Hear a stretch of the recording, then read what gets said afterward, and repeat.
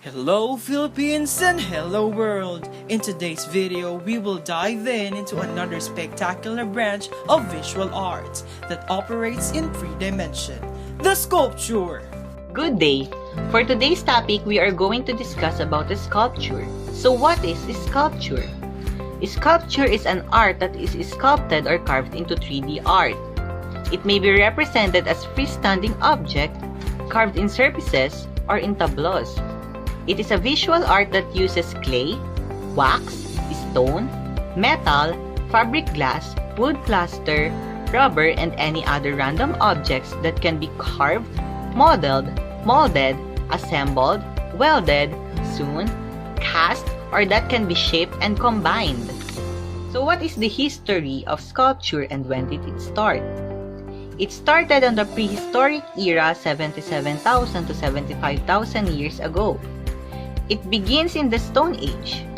The sculptures in this time are usually carved in stone, bone, or ivory, just like the examples written on the slide. Around the time of 3000 BCE in Egypt, Egyptians started carving bones and ivory to represent their gods and pharaohs. Those sculptures are always facing forward because it means that they should always be looking towards eternity. One of it is the Great Sphinx at Gizeh, Egypt. On the mid-7th century BCE in Greece, ancient Greeks uses stone, especially marble, bronze, limestone, terracotta, and wood to create their sculptures. Their subjects are embodied as warriors, charioteers, musicians, and gods who they always meant to honor. Critias boy is an example of sculpture in Greece. Prior to 325 CE, sculptures are made to honor the gods as funerary items, display the perfection of nude body and political propaganda. One of it is the Venus de Milo, Aphrodite from Melos. At the early medieval, Christianity is brought to Europe. Ivory, elephant tusks, and wood are commonly used in this time. Sculptures in this era represents Christianity, and one of it is the Christ carrying the cross. Gothic art started from 12th century to 16th century. The type of sculpture in this time are based on the religious figures and prominent biblical figures that is decorated in churches. Jacques de Lanchot is one of it. Renaissance art started at the year 1401. Sculptures made in this time focuses more on classical myths than biblical narratives. Michelangelo Buonarroti is one of it. In the early 17th to 18th century, the Baroque and Rococo era appeared. The style of sculptures from this era is mostly dramatic and illusionary, luxurious materials and dynamic. Apollo and Daphne is made up of marble that shows extreme drama on it. In the 19th and 20th century, the sculpture represents more personal expression, stylization, and interest in the surface texture. Little Dancer of 14 years is made of bronze and has a stylish ballet dress. Modernism shows different flavor in the art. Cubism, Dadaism, Surrealism, Pop art, Minimalism, and Futurism are the new style of it. Lunar landscape is made on the 1959 and 1960, which shows some futuristic side of the sculpture. Last on the list is the contemporary sculpture. It is like a geometric abstraction, Cubism, Suprematism, Dadaism, Constructivism, Futurism, Surrealism, Pop art, Formalism, Abstract, Expressionism, Land art, and so much more. Surrounded Islands is an environmental artwork made with pink fabric. And that's the brief history about the sculpture. Hi guys, it's me Kevin, and today I'm going to discuss to you the two basic sculptural forms. So the first one is the sculpture in the round, or also called as freestanding sculpture. So, freestanding sculpture is a type of sculpture in which the figures are presented in complete three-dimensional form and are not attached to a flat background. So, pag sinabi natin three-dimensional form, ay ito yung nakikita natin yung kabuuan talaga ng art or ng isang sculpture. So, makikita mo yung front view, back view, side view, makikita mo yung every detail talaga ng isang sculpture or ng isang art. So, the principal types of sculpture in the round are statues, busts, and sculptural groups. So, very best example nito ay yung UP Ablation na statue na kung saan napaka-famous talaga ito sa Philippines. So, isa yun sa pinaka magandang example. Next is yung sa Luneta Park, yung sa Pambansang Bayani natin, yung statue ng ating Pambansang Bayani si Jose Rizal. That is also one of the example of a round sculpture or freestanding sculpture. So, ba't nga ba siya tinatawag natin na freestanding sculpture? Kasi it can stand alone. So, hindi niya kailangan ng background, walls, para siya ay tumayo. It can stand alone. So, next is relief sculpture. So, it came from the Italian word relevare, which means to raise, and sculpture that projects in varying degrees from a two-dimensional background. So, pag sinabi natin two-dimensional background, hindi mo makikita yung buong perspective ng isang art. And katulad nga ng sinabi ko kanina dun sa round, siya ay hindi kailangan ng background or hindi na kailangan ng wall kasi it can stand alone. Dito naman sa relief, kailangan niya ng isang background or kailangan mo siya gawin sa isang wall kasi nga two-dimensional lang siya. So, yun nga, naka-raise lang yung mga images doon sa isang wall. So, it is also the oldest form of sculpted art. So, there are also advantages of relief sculpture and freestanding sculpture. So, the first one is a relief sculpture can portray a wider range of subjects than a statue because of its economy of resources. So, katulad nga ng sinabi ko, ang isang relief ay nakikita natin siya sa isang walls or emboss, kumbaga dun sa wall. So, unlike dun sa statue, ang statue kasi, diba, per piece siya, per tao siya, per piece. It can stand alone. While dun sa a wall, pwede kang pwede kang maglagay ng madaming scenes, kumbaga maglagay ka ng maraming scenes nga dun sa isang wall. Katulad na lang, for example, battle ng isang sinaunan, battle ng, for example, dun sa laban sa Mactan, hindi mo naman malalagay yun sa isang agad statue, diba? So, mas maganda, ilagay mo siya sa wall which naka-emboss siya or naka-raise siya. So, yun yung one of the advantages of relief. Second is, because a relief is attached to its background surface, problems of weight and physical balance do not arise, unlike a statue in other freestanding sculpture where weight and balance can be critical. So, tama naman. Since ang freestanding sculpture ay para talagang, kumbaga, binuo talaga siya. Parang, for example, isang tao, yung weight niya is mabigat talaga kasi gawa talaga siya solid talaga. Unlike dun sa relief, hindi siya ganun kabigat, diba? Kasi nga naka-raise lang siya or two-dimensional lang siya. Third is, because relief are carved directly into walls, portals, ceilings, floors, and other flat surfaces, they are ideally suited for architectural projects, typically the greatest source of sculptural commissions, for which they can provide both decorative and narrative function. So, it is more in demand in the architectural projects kasi nga, hindi siya, it is very suited for decorative and narrative. At the same time, maganda siyang pang decorate, at the same time may kwento talaga siya. So again, full round or freestanding sculpture exists in three-dimensional space to see all the parts of the work you need to walk around. So yun nga, pag sinabi natin freestanding and full round sculpture, nakikita mo yung bawat perspective ng isang art. So every detail nakikita mo yan. And according to Pablo Picasso, our quote of the day, sculpture is the art of intelligence. So, kailangan naman talaga ng intelligence dun sa paggawa ng isang sculpture kasi every detail, kailangan detalyado yung gawa mo dyan. titingnan kasi ng mga tao. And again, relief sculpture, a sculptural technique where the sculptured elements remain attached to a solid background of the same material. So, kailangan niya ng solid background ng isang relief sculpture kasi doon mo mismo gagawin yung piece mo or yung art or yung sculpture mo. So, according to Michelangelo, our quote of the day, every block of stone has a statue inside it, and it is the task of the sculptor to discover it.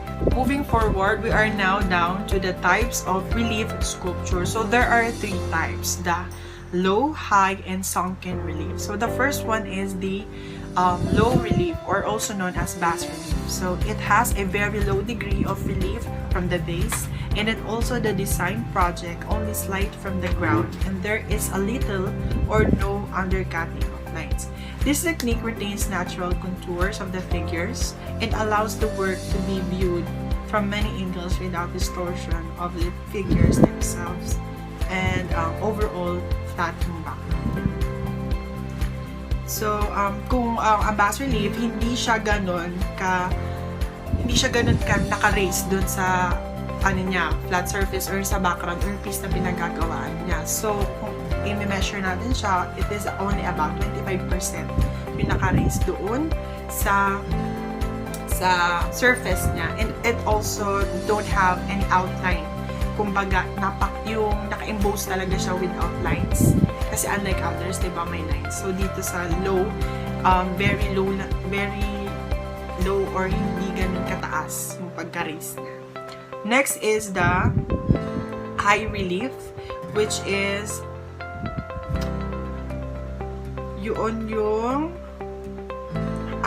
it is a high degree of relief. The sculpture emerged from the flat base background, such as the sculpture of Asian pharaoh on their temple. So one of the best example of high relief is yung mga kung napanood nyo yung sa mga documentary about dun sa mga Egyptian, yung mga nakalagay dun sa walls nila, yung mga naka-emboss dun or nakalagay dun sa sculpture, that is one of the best example of high relief. So yun, naka-emboss siya, unlike dun sa kanina, unlike dun sa low relief, mas nakaangat siya kumbaga, or naka-emboss siya ng about 5%. And last but not the least is the sunken relief. So where the carving is sunk below the level of the surrounding surface and is contained with shapely incised boundary lines that frames it with a powerful line of shadow. From the word itself, sunk, nakasunk siya sa background. Kumbaga, ito yung background, ito yung surface, dun siya mismo sa pinakababa or nakasunk. And gumagamit ang sunken relief ng more on lines or borders to emphasize yung image or yung mismong art nung sculpture. Actually, carving to base itself, yun nga, naka-base siya in negative degree of relief. Kaya siya negative kasi sa baba siya nag-carve. The 4 basic sculpture technique. First is curving. Curving is the act of using tools to shape something from a materials by scraping away portion of the materials. Second is modeling. Modeling is an additive process as opposed to curving. The other main sculptural technique, including portion of a hard substance, are cut away to reveal form. Next is casting. Casting that are cast made from a material that is melted down, usually a metal, that is then poured into a mold. Next is assemblage or assembling.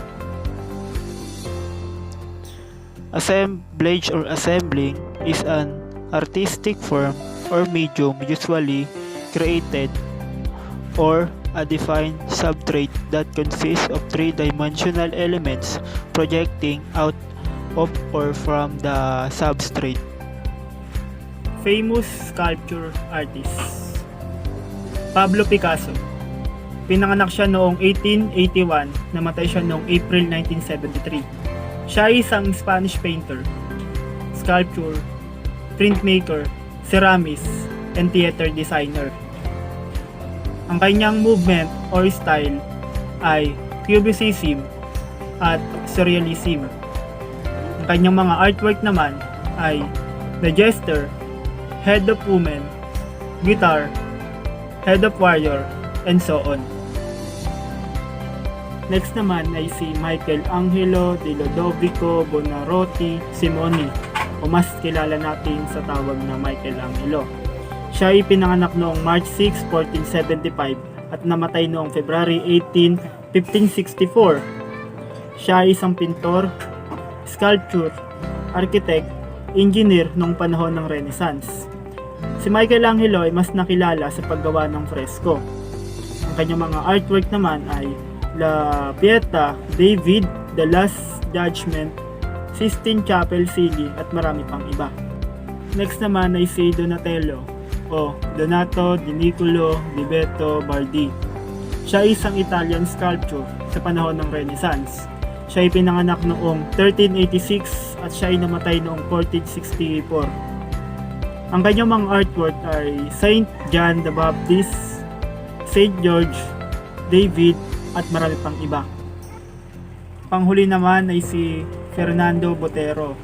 Pinanganak siya noong April 19, 1932. Isa siyang Colombian figurative artist at sculptor. Ang kanyang signature style ay tinatawag na Boterismo. Ang kanyang mga artwork ay Cat noong 1990, Motherhood, Woman with Mirror, and marami pang iba. Sa Pilipinas naman, ay meron din tayong mga famous sculpture artists. Ito ay ang mga sumusunod. Una ay si Napoleon Abueva, also known the father of modern Philippine sculpture. Siya ay pinanganak noong January 26, 1930 at namatay noong February 16, 2018. Ang kanyang mga likha ay Siyam na Diwata ng Sining noong 1991, Magdangal, Kagawaran noong 1953, Feast of Judas noong 1935, Bataan Memorial Cross at marami pang iba. Next ay si Arturo Lul. Pinanganak noong November 20, 1926. Siya ay isang printmaker, sculptor, art administrator, and designer.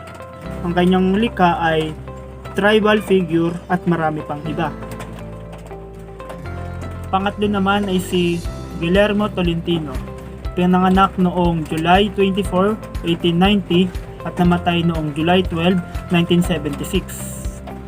Ang kanyang mga likha ay UP Oblation, Andres Bonifacio Monument, Pax Statue at marami pang iba. Pang-apat ay si Eduardo Castrillo. Pinanganak siya noong October 31, 1942 at namatay noong May 18, 2016. Siya ay Filipino sculptor and artist. Ang kanyang mga likha ay The Virgin noong 1966, San Juan Bautista, Bonifacio and the Katipunan Revolution. Panglima ay si Solomon Saprid. Siya ay Filipino artist na mas kilala sa paggawa ng mga bronze sculpture. Siya ay nakatira sa Imus, Cavite at ipinanganak siya noong March 13, 1917. Ang kanyang mga likha ay The Scholar, Tikbalang at marami pang iba. Ang panghuli naman ay si Isabelo Tampinco, one of the greatest wood sculptor. Pinanganak noong November 19, 1850 at namatay noong January 20, 1953. Ang kanyang mga likha ay Madonna and Child, La Sagrada de Familia, Angel, Liberty at marami pang iba. Key elements of sculpture. First one is scale. It refers to the size of an object in relationship to another object. Next is balance. Sculpture must have actual physical stability. This can be achieved by natural balance, that is by making the sculpture stable enough in itself to stand firmly. Third is shape. Positive shape is the totality of the mass, lying between its contours. In three-dimensional work, the visible shape or outer limit of a form changes as the viewer's position is changed. Fourth is line. It can be horizontal, vertical, or diagonal, straight, curved, or freeform. Line is the basis of art and expression, no matter the medium. Lines are created when one point connects to another. Texture. Actual texture refers to the tactile qualities of the physical surface of the object. In other words, how does the surface of the work feel when you touch it? Texture is one of the most fundamental elements of three-dimensional art. Last is weight. Mass or form refers to a shape or three-dimensional volume that has or gives the illusion of having weight, density, or power. The last part is the mediums of sculpture. Artists often use the medium that works best for the application. Here are the materials that are being used in forming a sculpture. Sculptures can be made from bricks, clays, terracotta, metals, fabric, paper, and ivory. We can also use sand and stone, but most of the times, the sculptures are made by wax and woods. The artists also use recycled materials in their artwork. This depends on the artist and or what could be the medium that worked best for the application. Closed doors, I'm a fool for your love.